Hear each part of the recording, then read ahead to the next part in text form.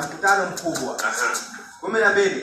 Na alipokaribia lango la mji, hapo palikuwa na maiti anachukuliwa nje, ni mwana pekee wa mamaye ambaye ni mjane, na watu wa mjini wengi walikuwa pamoja naye. 13. Bwana alipomuona alimuonea huruma, akamwambia usilie. 14. Akakaribia akaliguza jeneza. Wale waliokuwa wakilichukua wakasimama. Akasema, kijana, nakwambia inuka. 15. Yule maiti akainuka, akaketi, akaanza kusema, akampa mama yake. Amen. Yesu makofi mazuri. Vile nilivyowaambia, nataka kuzungumzia kuhusu the circle of life. Na habari hii inaongelea kuhusu circles mbili. Inaongelea kuhusu circle ya duniani, ani circle ya kawaida, na ile circle ambayo Yesu yuko ndani.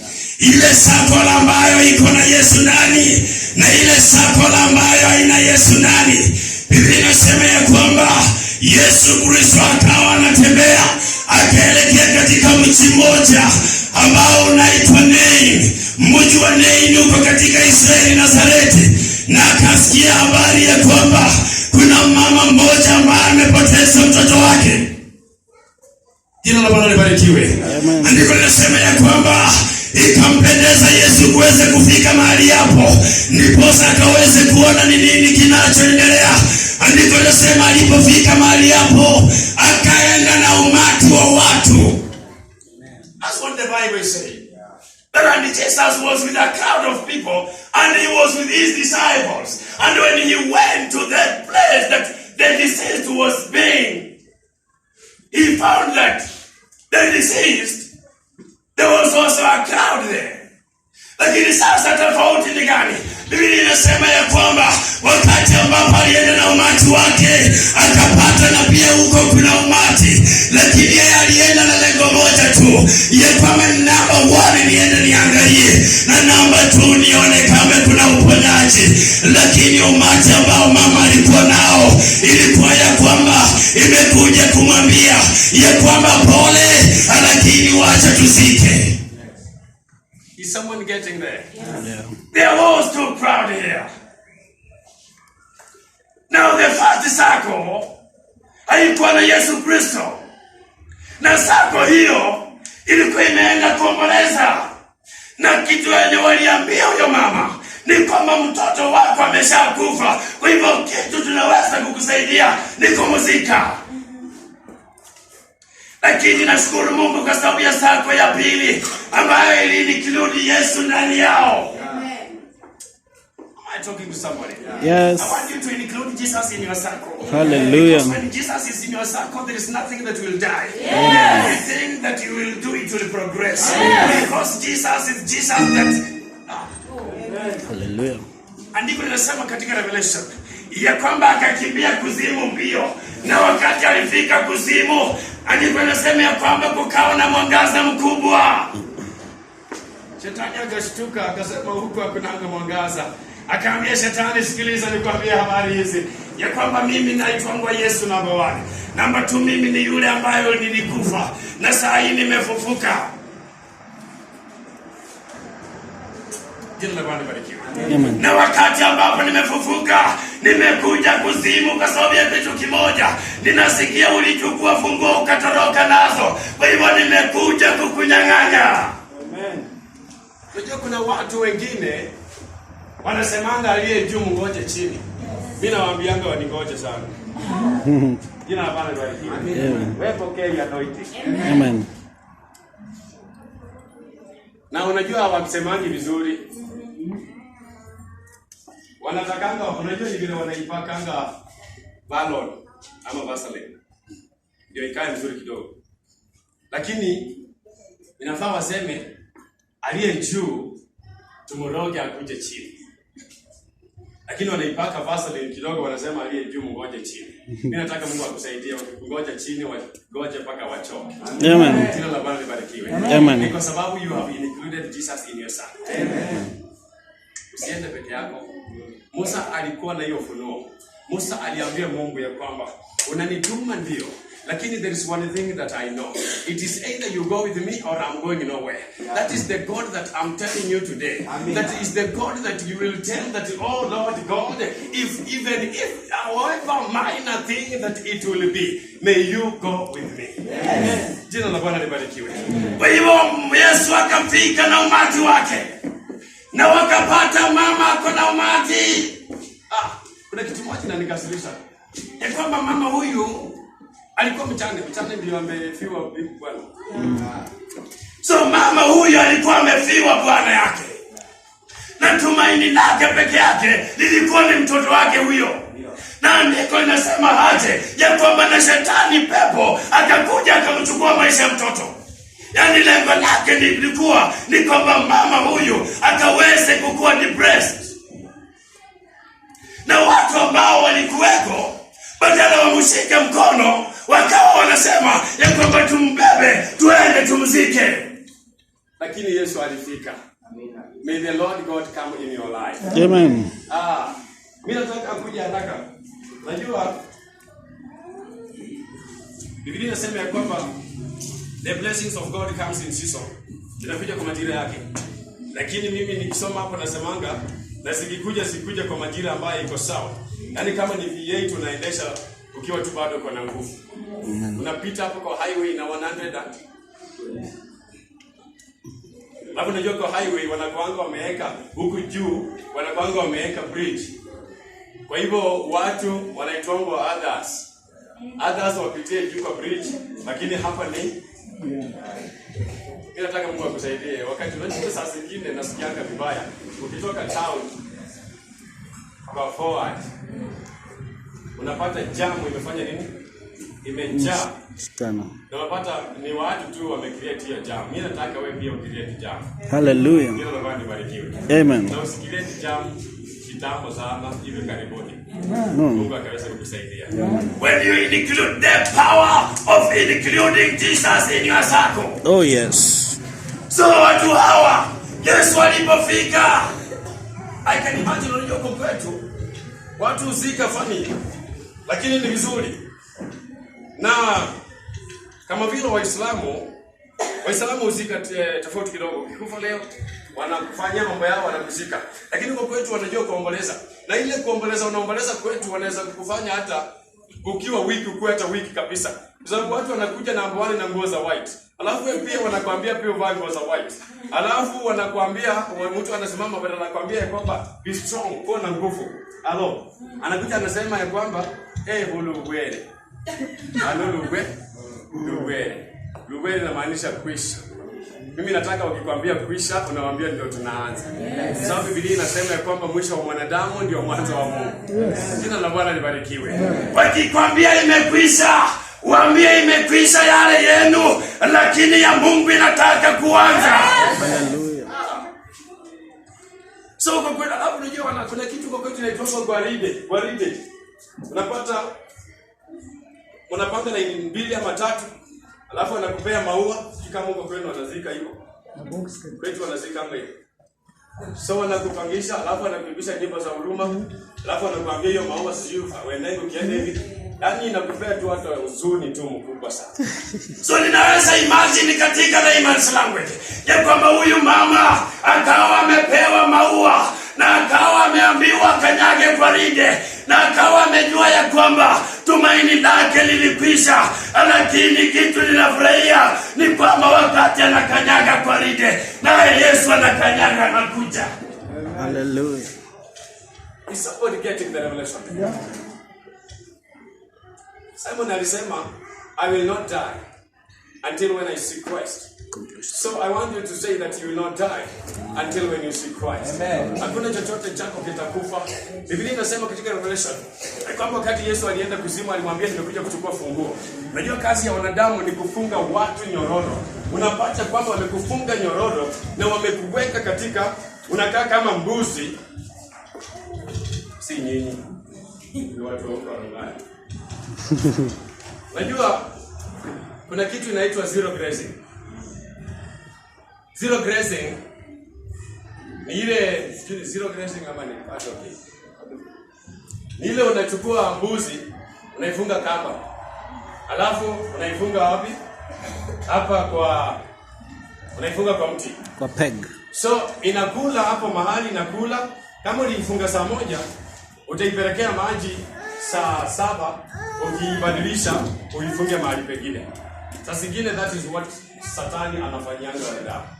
Anakuja na kama anakufunga. Akishakufunga anakupeleka. Unajua sijui kama nyinyi mmechunga ng'ombe. Unajua mimi hakuna kitu sijui. Mimi nimezaliwa Ushago. Lakini nakaanga Nairobi hivi. Nimechunga ng'ombe sana. So, hakuna siku ng'ombe itakwambia nataka unifunge mahali fulani. Na ikiwa matumaini yake itakwambia nifunge ndani ya mahindi. Lakini wewe ndio unachaguanga mahali pa kuifunga. So ukishaiweka kamba katika shingo lake, wewe ndio unaamua nitaifunga hapa, ikule hapa mpaka saa 7, alafu nitakuja kuipea maji, ibadilishe. That is what Satan does to people. Anakuja na kamba, anakuwekea kwenye shingo, alafu anaanza kukuvuruta, anaenda anakufunga mahali ambapo yeye anataka, sio wewe unataka. Alafu akisha kukufunga hapo, anakujanga kukutembelea hapo. Lakini ombi langu ni moja peke yake, ya kwamba wakati atakuja kukuletea maji, apate Yesu amekufungua. I'm talking to somebody. Yes. Mama huyu alikuwa anajua kijana yake anaenda kuweka mawe ya mwisho na aweke sana, lakini Yesu akawa anakuja, na Yesu akawa akuji kufanya kitu kingine, anakuja kutia uhai. The Bible says in Isaiah that and they gave Jesus the Bible to read, and when he read the Bible, he said that the anointing of the Lord is upon me, for I have been called to come and preach good news to the people, and have come to set free those who are in captives. Ya kwamba Mungu amenitia mafuta, na habari nimekuja kupeana habari njema kwa watu, na nimekuja kutoa wale ambao wako katika vifungo wakuwe huru. So when you include Jesus in your circle, he comes with the keys, na anakufungua mahali wanakufunga, anakupeleka mahali wewe unataka. Hallelujah. Jina la Bwana libarikiwe. Amen. Kitu kingine, watu walikuwa wanalia. Just giving you points and some revelation there. People were crying. And there was a lot of sorrow. And there was a lot of calmness. And when Jesus came, he found that watu wanalia na kuna uchungu mwingi, na wakati alifika akafanya nini? Akapata, yani mambo inakaa shahalabahla. Kuna wakati katika maisha kama mwanadamu watu wanaoangusha mtu maishani ni wanadamu, na watu wanaosaidia mtu kupanda ni wanadamu. Bwana Yesu asifiwe sana. Kwa hivyo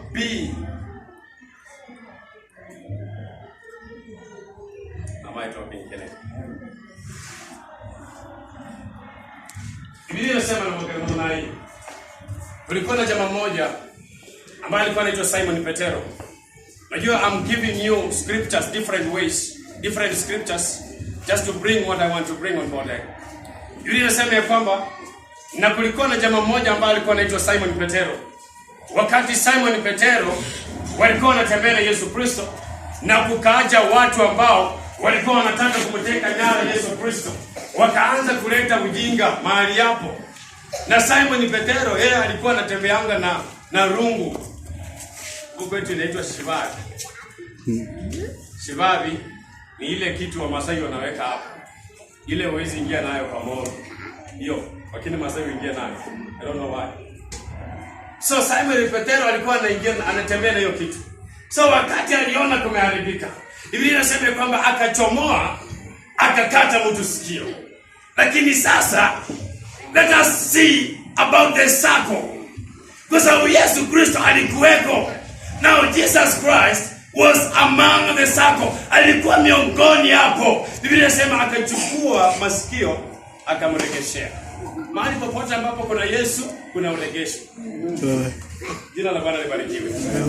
So, wakati alimregeshea, sasa unapata kwamba katika biolojia ukikata mtu masikio na ianguke chini, huenda ilikuwa imeanza kujikunja ama imeanza kuoza na damu inatoka mingi na machungu iko mingi sana. Lakini Yesu akaokota akamrudishia. Hiyo ni boda ya kwamba yeye alikuwa anataka kuletewa shida. Sometimes learn to do good. Am I talking to somebody? Yes. You know, I told you that I'm a teacher and I'm a preacher. Sometimes learn to do good. Wewe fanya wema. Usikose kufanya wema. Fanya wema na uendelee kufanya wema. Kuna siku nyingine nilisema hapa ya kwamba wakati unakuja kanisani ukichukua moyo kama hii na unainama na hii unaanza kumoa kanisa ya Mungu. Nikasema ya kwamba hivyo tu naye Mungu achukue moyo aoshe maisha yako. Amen. Kwa sababu unapoanza umeacha kazi yako nyumbani na vitu zako za kufanya, umeamua kuja kufanya kazi ya Mungu. Na Mungu mimi sasa unajua na kuanga na spirit nyingine ambayo inasemanga kwamba na Mungu akishambo hiyo. Kwa sababu unakuja kumopo kanisa. Wakati unamopo kanisa ukimalisha, naye Mungu akuja mopo maisha yako. Na akishamopo maisha yako, ile sasa ile takataka atakuwa amefanya nini? Ameosha ndani mwako yote. Kuna kitu inaitwa kukamua. Sasa kile naonanga mama Dini akisema nakamua kwanza. Asiende kukamulia nje, atafute yule jamaa alileta. Yes. I talking to someone. Yes. So Biblia inasema ya kwamba wanadamu ndio ufanyie wanadamu ubaya.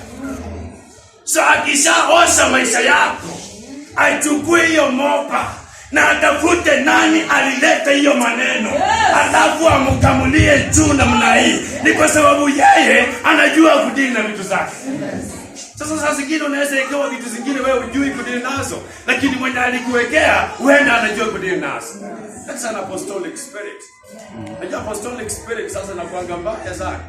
Wala hii nyingine inakuanga na neema kama pastor Elisa akija anasemanga samea tutenda tu wewe.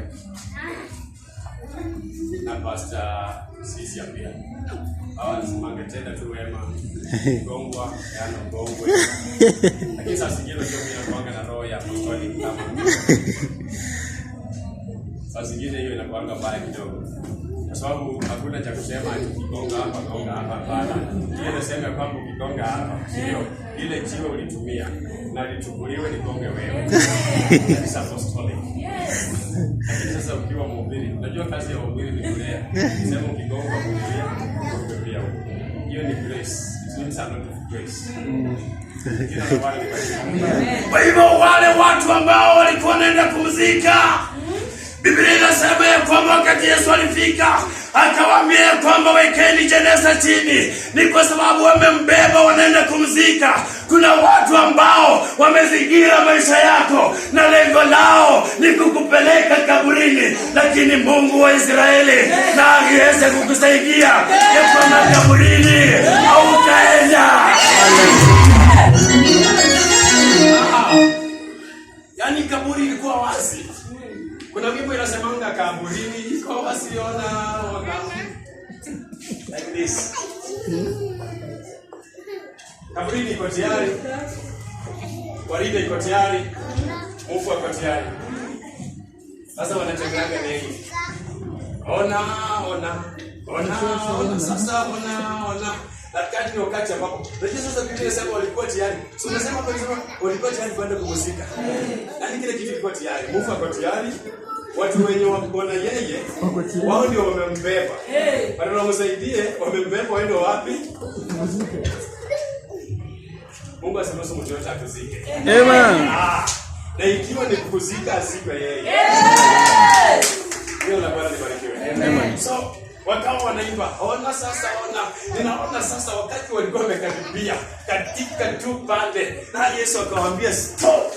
Wacha nione kwanza. Wakati kama wamekuwekea kuweza kuhangaika kabla mihangaiko haijakuja, Yesu akaweze kufika. Ni kwa sababu unamwamini akaweze kufika na akakusaidie katika kutembea kwako, akusaidie. Kuna magonjwa zingine zinatishianga watu maisha. Unaambia daktari, anakuambia kwamba hii haiwezi pona. Ndio daktari pia saa zingine wanakuanga wamejisikia sana. Anakuja na vitu zingine ameweka hapa. Alafu ameweka kwa shingo hivi kama hivi yangu, lakini wao wanaekanga hapa. Anakuja anakufunga hapo kwa mkono, inakufinya. Alafu anakujana wanasikizanga nini kwa mwili ya mtu. Alafu akitoka hapa anaandika report na ndati nyingine huwezi soma. Alafu baadaye anakwambia hii hauwezi pona. Hii pengine ufanye nini? Kuna dawa nimekuandikia hapo uende umeze tu, lakini itakusukuma kidogo. Kuna kitu moja ninajua, ya kwamba yeye ndiye anasema haiwezi pona, lakini Yesu Kristo yeye huja kuponya. Hallelujah. Yeye ni mwanadamu tu.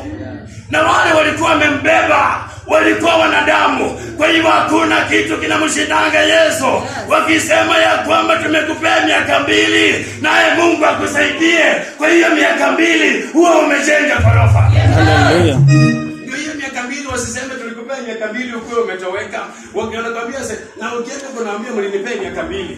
Sasa miaka 2 mlinipatia, nimefanya kitu fulani na kitu fulani. Kuna jamaa mmoja mahali alinifurahisha, alifutwa kazi kwa madharau. Wale ambao mko hapa na mko youth, mko wachaka, ndio sasa sisi tunaendelea. So nyinyi bado mnatafuta kazi na Mungu awafungulie milango ya kazi. Mtu aseme amen. Kuna jamaa alienda mahali kuapply kazi, akaandikwa. Alafu baadaye akafutwa kimadharau. Wakati alifutwa, yeye hakuenda kulia na kuhangaika sana. Walimfuta na akaenda akarudi shuleni. Kwa sababu sasa alikuwa amepata time. Wakati alirudi shule, after 2 years, akapigiwa simu na ile kampuni ilikuwa imemwandika. Wakamwambia tumeanalyze, tukaona hauna makosa, kwa hivyo tunaomba urudi kazi. Unajua ukifutwa katika kampuni yoyote, unakuanga katika kampuni kuna kuanga na kitu inaitwa payroll number. So ukifutwa hiyo payroll number yako inafungwa. So ukiandikwa kuna kuanga na payroll number na job description. So ukifutwa hiyo payroll number inatolewa, na ukiandikwa tena urudishwe, unapata ya kwamba watakupea payroll number mpya. So jamaa akaenda na wakamwambia kaenda pata kwa human resource, na human resource alikuwa ni yule. Human resource akamwambia kwamba ninataka ufanye nini? Ninataka urudi katika kazi yako. Akamwambia kazi nilikuwa nafanya, akamwambia ndio. Na jamaa kaangalia katika ile orodha watu ambao wanatafuta vacancies. Akaona ile kitu alienda kusomea miaka 2 pia iko maana vitu ambazo wanatafuta. Akaambia human resources, sikiliza, ninafurahi nimerudi kazi, lakini katika hiyo miaka 2 nilienda nikarudi shule. Kwa hivyo hii pia kama kuna vacancy niko na hii makaratasi.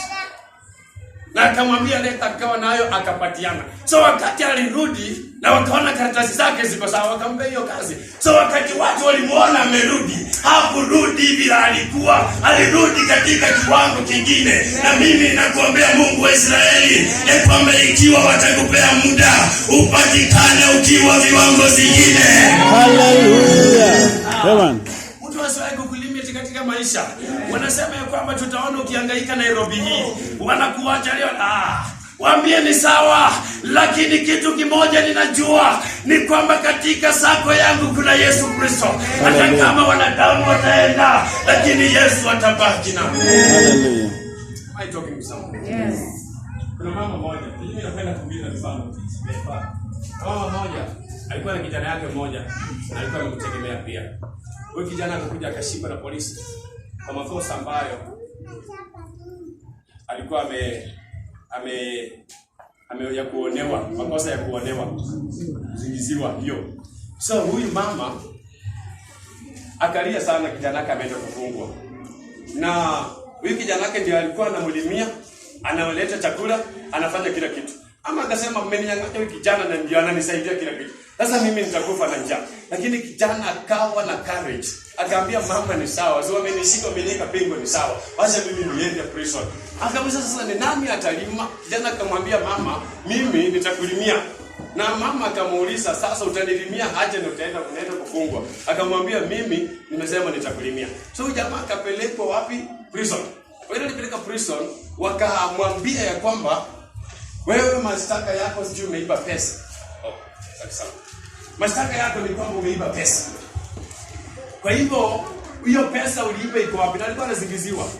Akamwambia mimi sijaiba pesa, lakini akakumbuka ni kwamba yeye ndiye analimianga mama yake. Akaambia polisi, nataka mnitoe niende niwatolee hiyo pesa niwaletee. Polisi akamwambia, wewe ni mfungwa, hatuwezi kukutoa. Akamwambia basi, juu alijua hawezi mtoa. Akamwambia, sasa hiyo pesa niliweka wapi?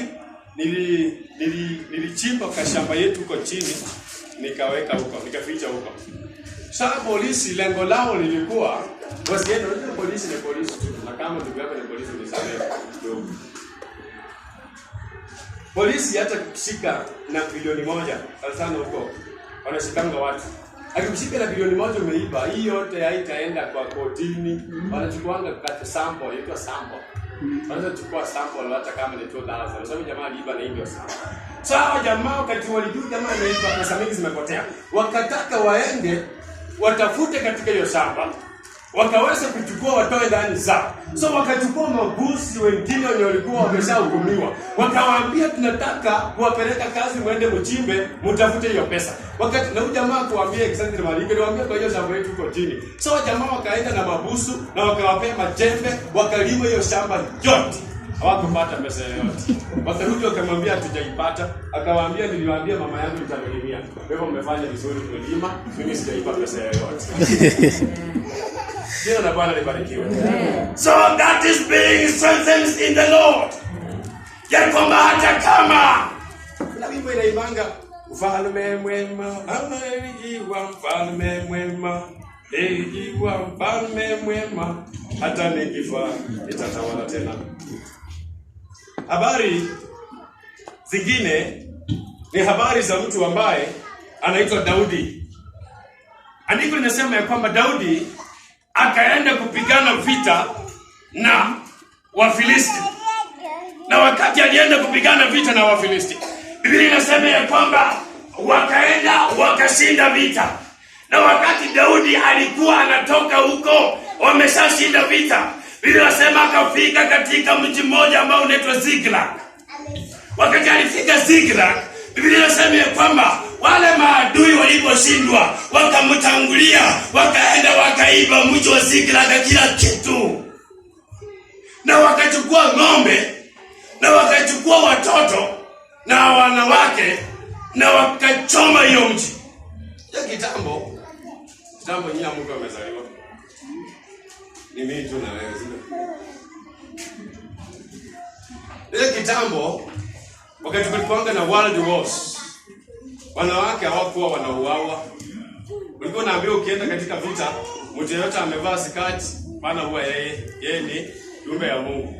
Mtoto yeye ni kiumbe ya Mungu. Lakini ukipata mtu yeyote amevaa trouser, malisa yeye. So wakati walienda vita wako wanaenda na wanaume, walikuwa wanaacha hawako wanaenda na wanawake. So wakati wanaume walirudi, wakapata wake zao wamechukuliwa na watoto wao na ng'ombe zao na mali zao. So Biblia inasema kwamba wale watu ambao walirudi Ziklag na Daudi, wakafika katika mji, wakapata kila kitu imechukuliwa, wakasahau walikuwa katika vita. Wakasema ya kwamba wewe Daudi, wewe ndiye ulifanya vitu zetu zichukuliwe. Nakumbuka hata Daudi Biblia inasema ya kwamba hata yeye wake zake wawili walikuwa wamechukuliwa na watoto wake. Lakini sasa hao watu wakasema ya kwamba tuchukue mawe tumuue Daudi. Ni kwa sababu yeye alituambia tutoke hapa. And the Bible says that, and when David saw that, he called upon him again. Akaambia Bwana, akamrudia Bwana. Na wakati alimrudia Bwana, wakawachana na yeye. Na akafuata watu wenye walikuwa wameiba. Na akapatana na kijana mmoja, akamwambia ya kwamba kuna watu nimeona wamepita na vitu. Akawafuata, akawapiga na akawanyang'anya. May the Lord God help you. Ya kwamba chochote ambacho kilichukuliwa kwa maisha yako, Mungu akaweza kurudisha. Kwa sababu tumeona mambo mengi, si mtu uzaliwa hivyo. Biblia inasema ya kwamba wakati in Genesis, when you read Genesis, the Bible says that when God created man, man ni mimi na wewe. He told him that go in the world and dominate. The word dominate means that take dominion. Enda katika dunia utawale. Lakini sasa zingine naangalia unapata utawali nzuri. Ni kwa sababu pengine kuna kamutu mahali alisema tutamngojea chini, kakakungojea chini. Mimi nasema Mungu akuachilie. Jina la Bwana libarikiwe. Biblia inasema ya kwamba saa zingine nilikuwa nasoma mahali Biblia inasema ya kwamba I Lord God. Sasa zingine Mungu hujipika kifua namna hiyo. I Lord God am against all those magic charms and I'm coming at haste to release my people from those zippers. Ya kwamba mimi Mungu niko kinyume na zile irisi na zile madawa zenu na ninakuja haraka sana nikaweze kuondoa watu wangu katika mateka. Kwa hivyo mimi nataka Mungu akaweze kutuokoa. Amen. Mtu aseme amen. Amen. Mathayo 12:19-13 usisome nitasomea.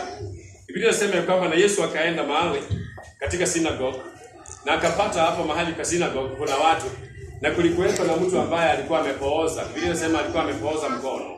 Yaani mkono wake ulikuwa umepooza. Mkono umepooza ni mkono ambao umekaa namna hii na huwezi kunja vidole, huwezi fanya kitu chochote. So wale watu ambao walikuwa wanakaa na huyo mtu ambaye alikuwa amepooza mkono walikuwa tu wameona huyo mtu ako sawa, lakini Yesu akafika na wakaambia Yesu ya kwamba kuna mtu hapa amepooza, lakini leo ni siku ya Sabato, hauwezi ukafanya chochote kwa sababu yake. Yesu akawaambia ya kwamba ikiwa inampendeza Baba yangu, nitanena neno tu, na akanena neno, ya jamaa akanyoosha mkono. So wale watu walikuwa na huyo mtu. I'm speaking about the circle. Bado sijatoka kwa topic yangu. Wale watu walikuwa na huyo mjamaa. Number one, hawezi kumsaidia mkono yake inyoroke, na wataki pia Yesu amsaidie. Lakini napenda huyu Yesu wetu ni kwa sababu hahitaji ruhusa ya mtu yoyote kukusaidia. He doesn't need anyone's permission to help. When he comes in your life, he comes and he helps you out of every sickness. Wakati anaingia na kutawala. So wakati alikuja akasema leo ni siku ya Sabato, lakini kama inampendeza mkono yake fanye nini? Biblia inasema kwamba akanyoosha mkono. Kuna sasa kupooza mkono katika Revelation zingine. Unaweza kuwa uko na unajua zingine naweza kuhubiri injili. Unajua Biblia hii iliandikwa katika methali mingi. So kupooza mikono inamaanisha nini? Mtu mwenye amepooza mkono ni mtu ambaye hawezi chukua imaji, lazima apewe. Ni mtu ambaye hawezi kunja mkono, ni mtu ambaye hawezi fanya chochote. Na vivyo hivyo ndio kuna baadhi ya watu ambao wamechukua maisha ya watu wakaipooza. Ya kwamba unaishi maisha ambayo imepooza. May the Lord of God help us. Amen. Amen. Unajua kuna mtu ukimwambia mfano ya kwamba ninataka tutoke hapa tuhamie Nasra, atakwambia hiyo haiwezekani. Ni kwa sababu mkono imepooza. Lakini Jesus can stretch it out. Amen. Jina la Yesu libarikiwe. So upoozi wowote ambao unaweza kuwa umepatikana katika, Mungu ataweza kuiondoa. Amen. Mungu aliambia Musa ya kwamba I will go with you and I will give you rest. So I will go with you and I will give you rest. Hiyo inamaanisha ya kwamba alijua wanadamu kazi yao ni kukuchokesha. Ukienda na wanadamu utachoka. Watakuchokesha, watakufanyia vitu mingi. Ndio maana aliambia Mungu, Musa, I will go with you and I'll give you rest. Kwa sababu utakuwa umechoka, lakini nitakusaidia. Tumesimama tu.